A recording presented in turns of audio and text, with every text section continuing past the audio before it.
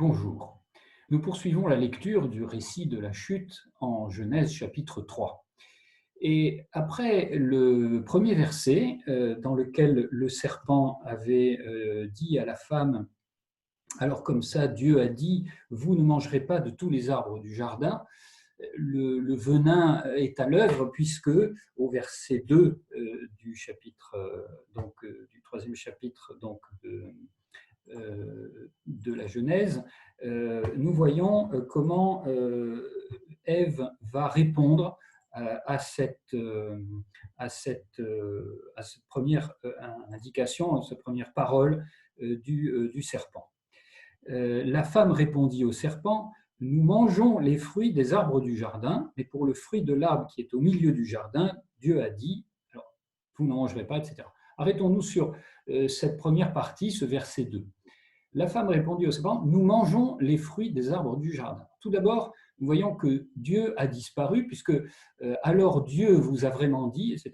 Et donc la femme ne répond pas, non, Dieu a dit, et quand on regarde ce que Dieu a dit, encore une fois, au verset 16 du chapitre 2, Yahvé Dieu fit à l'homme ce commandement, tu peux manger de tous les arbres du jardin.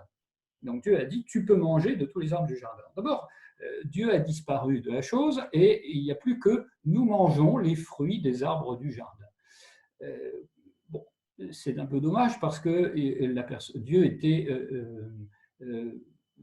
directement, personnellement impliqué quand même dans cette interprétation assez tendancieuse proposée par le serpent. Deuxièmement, nous mangeons les fruits des arbres du jardin. Donc tous les arbres a disparu. Donc cette mise en valeur de la totalité des arbres, sauf un, cette possibilité, cette licence de manger tous les fruits, finalement, est moins bien soulignée dans cette manière dont la femme relie le commandement de Dieu. Nous mangeons les fruits des arbres du jardin. Et puis, cette suite, mais pour le fruit de l'arbre qui est au milieu du jardin, Dieu a dit, vous n'en mangez pas.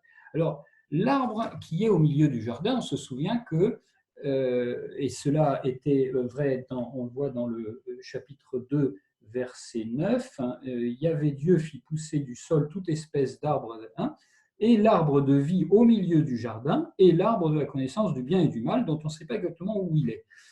Donc, le seul arbre qui soit désigné comme strictement au milieu du jardin, c'était l'arbre de vie.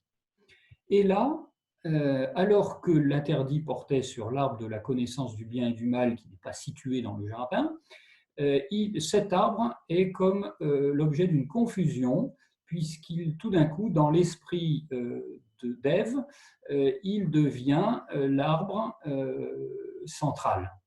Au fond, cet interdit fait apparaître l'arbre comme l'arbre central, comme si finalement le fait de l'avoir interdit lui donnait tout d'un coup, encore une fois, une position pivot qui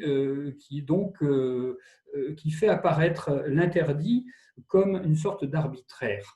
Alors que la centralité de l'arbre de vie voulait exprimer le fait que ce qui compte, c'est cet arbre de vie, c'est-à-dire ce projet de l'homme d'accéder donc à l'immortalité et d'une certaine manière revêtir la divinité, eh bien, c'est l'interdit qui constitue la centralité de cet arbre et finalement qui focalise l'intérêt d'Ève. Donc, il y a là déjà une première confusion. Et puis, la deuxième apparaît dans la suite du verset 3. Dieu a dit, vous n'en mangerez pas, vous n'y toucherez pas, sinon vous mourrez. Alors, à l'interdiction de manger, qui est bien confirmée par de l'arbre de la connaissance du bien et du mal, tu ne mangeras pas, donc au verset 17, ce qu'a dit Yahvé Dieu, ici vient s'ajouter, vous n'y toucherez pas, qui n'était pas interdit, il n'était pas interdit de toucher cet arbre, mais seulement d'en manger, voilà, sous peine de mort. Donc on voit que finalement, il y a comme une amplification de l'interdiction qui est non seulement exprimée par le fait que cet arbre devient central dans le jardin, et deuxièmement par le fait qu'on ne peut pas non plus le toucher. Donc on peut se poser la question à ce stade, est-ce que la centralité, est-ce que Dieu aurait mis un arbre interdit au centre du jardin? Dans quel but? Quand on interdit quelque chose, on ne le met pas au centre de la pièce, hein, pour que les enfants, finalement, ne puissent pas faire autrement que de passer tout le temps devant ce pot de confiture interdit, par exemple, et bute finalement sur ce caractère donc un petit peu arbitraire. Si c'était interdit, peut-être était-il préférable de ne pas le mettre en plein milieu, sous le nez de l'homme et de la femme. Donc, voyons comment Ève a commencé à relire l'interdit divin comme une forme de données arbitraires de la loi qui forcément laisse place à une interprétation différente. Et l'interprétation autre, nous allons la voir dans les versets 4 et 5. Le serpent dit à la femme, pas du tout, vous ne mourrez pas, mais Dieu sait que le jour où vous en mangerez, vos yeux s'ouvriront et vous serez comme des dieux, connaissant le bien et le mal. Donc selon le serpent, Dieu est dans le mensonge, c'est-à-dire qu'il va insinuer que eh bien, Dieu veut garder quelque chose par devers lui, à savoir, donc vous serez comme des dieux, Dieu ne veut pas que vous soyez comme lui. Donc vous voyez, là on est dans une vision de Dieu qui est un petit peu comme le dit Martin Pochon, il prend l'exemple d'une personne qui, après une cueillette de champignons, viendrait chez le pharmacien et demanderait quels sont ceux qui sont comestibles. Et puis le pharmacien dirait, oula, non, tout ça n'est pas bon à manger, je vais les garder pour les jeter, etc. Et donc, il dit, la personne se dit, ah, peut-être qu'en fait, ils étaient excellents et que le pharmacien, pas du tout soucieux de notre santé, mais plutôt de se régaler d'une bonne omelette, les a gardés par devers lui. Et donc, il y a exactement cette idée que c'est interdit et non pas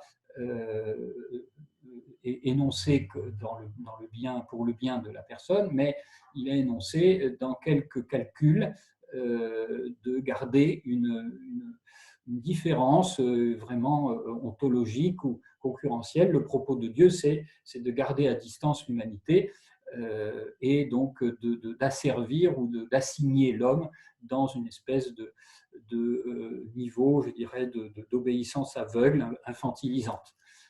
Et c'est cela que veut montrer, qu'essaye de faire croire le serpent dans sa manière de présenter les choses. Dieu sait que le jour où vous en mangerez, vous deviendrez comme des dieux. Et voilà comment le péché s'introduit dans l'esprit de l'homme, qui finalement est un péché contre la confiance, contre l'idée que Dieu veut en définitive nous faire accéder à l'arbre de vie et n'énonce pas un interdit de manière arbitraire comme pour dire attention, faisons bien la distinction entre ce qui est de mon niveau et ce qui est du vôtre, mais plutôt ce péché initial, originel, constitue finalement un péché contre la confiance dans l'amour bienveillant du Créateur.